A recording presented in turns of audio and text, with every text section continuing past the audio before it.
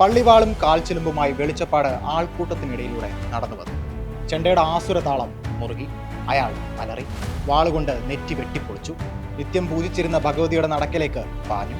നെറ്റിയിൽ ആഞ്ഞാഞ്ഞു വെട്ടി. ഭഗവതിയുടെ മുഖത്ത് കാർക്കിച്ചു തുപ്പി. MD വാസുദേവൻ നായർ എന്ന സംവിധായകന്റെ അരങ്ങേറ്റമായിരുന്നു അത്. ചെറിയ ചെറിയ ഭൂകമ്പങ്ങളുടെ തുടക്കം.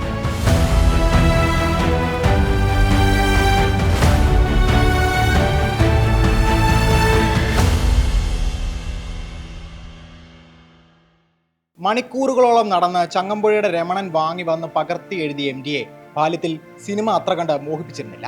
അതിനുവേണ്ട സൗകര്യം കൂടല്ലൂരിൽ ഉണ്ടായിരുന്നില്ല. ചാവക്കാട്ടെ ഓലക്കൊട്ടകയിൽ പോയി കണ്ട ആരായ്ച്ചിമണി എന്ന തമിഴ് ചിത്രമാണ് MDയുടെ ആദ്യ സിനിമാ അനുഭവം. വിക്ടോറിയ കോളേജിൽ പഠിക്കുമ്പോൾ സിനിമയുമായി കൂടുതൽ അടുത്തു. ഇംഗ്ലീഷ് സിനിമകളോടായിരുന്നു താല്പര്യം. ലൈഫ് ഓഫ് എമിലി സോള പോലുള്ള ചിത്രങ്ങൾ ഇവിടെ വെച്ചാണ് കാണുന്നത്. പിന്നീട് കോഴിക്കോട് എത്തിയപ്പോൾ കഥ മാറി. സിനിമ അതിന്റെ മോഹവലയത്തിലേക്ക് MDയെ വലിച്ചടിപ്പിച്ചു. രാധയിലും ക്രൗണിലും കോറനേഷനിലും പ്രദർശിപ്പിച്ച ക്ലാസിക്കുകൾ ആ ചെറുപ്പക്കാരനെ ഒരു സിനിമാ പ്രേമിയാക്കി. സിനിമാ ജ്വരം തലയ്ക്ക് പിടിച്ചെങ്കിലും സിനിമ എടുക്കണമെന്നോ എഴുതണമെന്നോ അക്കാലത്ത് MDക്ക് തോന്നിയിരുന്നില്ല. പക്ഷേ കാലം അതിനും സമയവും സന്ദർഭവും ഒരുക്കി കാത്തിരിക്കുന്നുണ്ടായിരുന്നു. ഒടുവിൽ കാലത്തിന്റെ സന്ദേശം MDയെ തേടിയെത്തി. തൃശ്ശൂരിൽ ശോഭന എന്നൊരു സ്റ്റുഡിയോ നടത്തിയിരുന്ന പരമേശ്വരൻ നായരിലൂടെ. നല്ലൊരു വായനക്കാരനായിരുന്നു ശോഭന പരമേശ്വരൻ നായർ. നല്ലൊരു ഫോട്ടോഗ്രാഫർ. സിനിമാക്കാരുമായി അടുത്ത ബന്ധം. കൂട്ടുകാരുടെ സ്വന്തം പരമവണ്ണൻ. മാതൃഭൂമിയിൽ ജോലി ചെയ്യുന്ന കാലത്ത് MDയുടെ കഥകൾ വായിച്ച് പരമേശ്വരൻ നായർ കത്തുകൾ എഴുതുമായിരുന്നു. പാറപ്പുറത്തിന്റെ നിണമണിഞ്ഞ കാൽപ്പാടുകൾ എന്ന നോവൽ സിനിമയാക്കി നിർമ്മാണ രംഗത്തേക്ക് പ്രവേശിച്ച ശോഭന പരമേശ്വരൻ ഒരു നാൾ MDയെ തേടിയെത്തി. സ്നേഹത്തിന്റെ മുഖങ്ങൾ എന്ന കഥ സിനിമയാക്കണം. അതിന് MD തന്നെ തിരക്കഥ എഴുതണം. MD പിടികൊടുത്തില്ല. അക്കാലത്ത് തിരക്കഥാരചനയിൽ തിളങ്ങി നിന്നിരുന്ന തോപ്പിൽ ബാസി എഴുതട്ടെ എന്ന് നിർദ്ദേശിച്ചു. ശോഭന പരമേശ്വരൻ പിടിപെട്ടില്ല. ഒടുവിൽ MD വഴങ്ങി. MDയുടെ തിരക്കഥ സിനിമയാക്കാൻ യോഗ്യനായ സംവിധായകനെ തന്നെ ശോഭന പരമേശ്വരൻ കണ്ടെത്തി. A. വിൻസെന്റ്.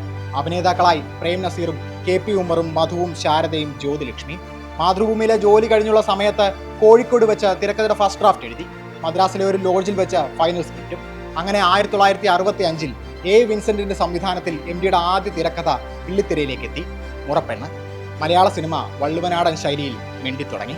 തിരക്കഥ എഴുതിയ MDക്ക് പരമേശ്വരൻ നായർ പ്രതിഫലമായി നൽകിയത് ഒരു പാർക്കർ പേനയാണ്. കഥാകാരൻ അശേഷം പരിഭവം തോന്നിയില്ല. ഒരു നല്ല സൗഹൃദത്തിന്റെ തുടക്കമായിരുന്നു അത്. MD പിന്നെയും സിനിമകൾ എഴുതി. നിർത്താതെ എഴുതി എന്ന് വേണം പറയാൻ.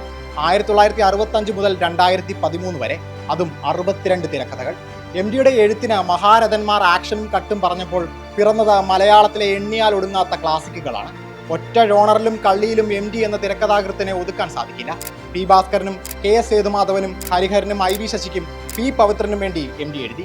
കുടുംബചിത്രവും ത്രില്ലറും റോഡ് മൂവിയും ചരിത്ര സിനിമയും എല്ലാം ഇതിൽ ഉൾപ്പെടും. ഇതിനിടയിൽ തകഴി, മോഹിനിയാട്ടം, വൈദ്യരത്നം, PS വാര്യരെ കുറിച്ച് the will and the vision എന്നീ ഡോക്യുമെന്ററികൾ എടുത്ത MD 2 സിനിമകൾക്ക് പാട്ടും എഴുതി. ഇക്കാലയളവിൽ 6 സിനിമകൾ മാത്രമാണ് MD സംവിധാനം ചെയ്തത്. 6 സിനിമകൾ. വെള്ളിത്തിരയിലേക്ക് എഴുത്തിന്റെ വിശുദ്ധി പകർന്ന 6 സൃഷ്ടികൾ.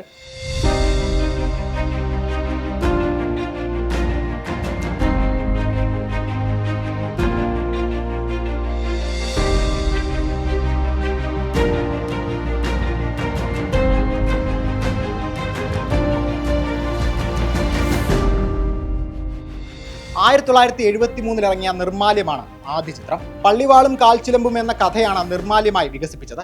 നിർമ്മാല്യത്തിന് തിരക്കഥ പൂർത്തിയായതും ഇത് താനാണ് ചെയ്യേണ്ടത് എന്ന് MD ഉറപ്പിച്ചു. തനിക്ക് അത്ര പരിചിതമായ കഥയും കഥാപശ്ചാത്തലവും കഥാപാത്രങ്ങളും തന്റെ കൈവശമാകും കൂടുതൽ സുരക്ഷിതമെന്ന് MDക്ക് തോന്നിക്കാണണം. പിന്നെ ഒന്നും നോക്കിയില്ല. കടപ്പണവും ആത്മവിശ്വാസവും കൊണ്ട് MD നിർമ്മാല്യം പിടിക്കാൻ ഇറങ്ങി. സിനിമയിലെ വെളിച്ചപ്പാടിനെ അവതരിപ്പിക്കാൻ പറ്റിയ നടനെ അന്വേഷിച്ചാണ് ആദ്യം MD ഇറങ്ങിയത്. ശങ്കരാടിയായിരുന്നു മനസ്സിൽ. ശങ്കരാടിയാണ് PJ ആന്റണിയുടെ പേര് പറയുന്നത്. അങ്ങനെ ആന്റണി വെളിച്ചപ്പാടായി. മൂക്കുതല ക്ഷേത്രത്തിലും തിരുമിറ്റക്കോടുമായി ചിത്രീകരണം ആരംഭിച്ചു.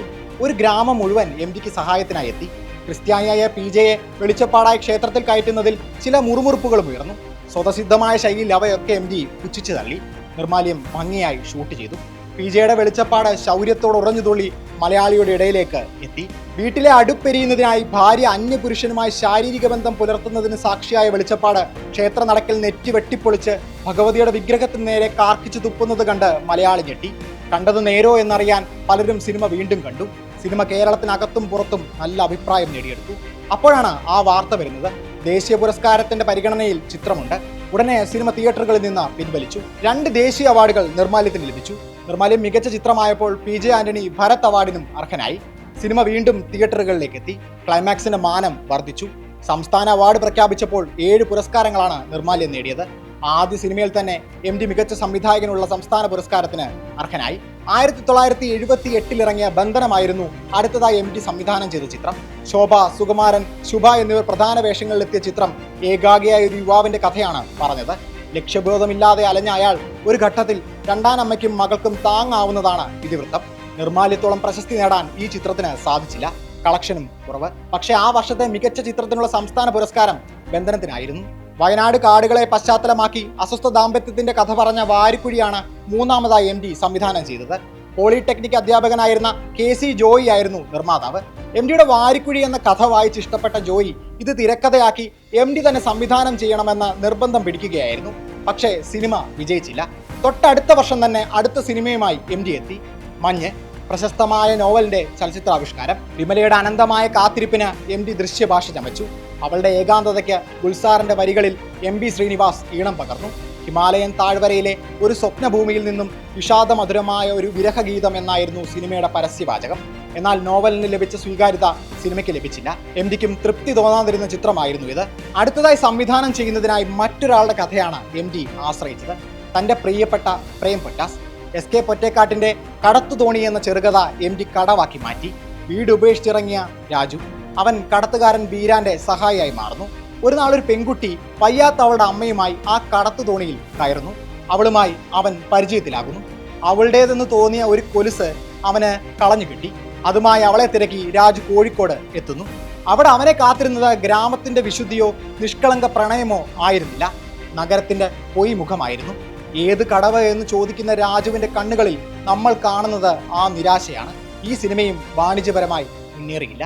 2000-ലാണ് MD അവസാനമായി സംവിധായകന്റെ കുപ്പായമണിഞ്ഞത്.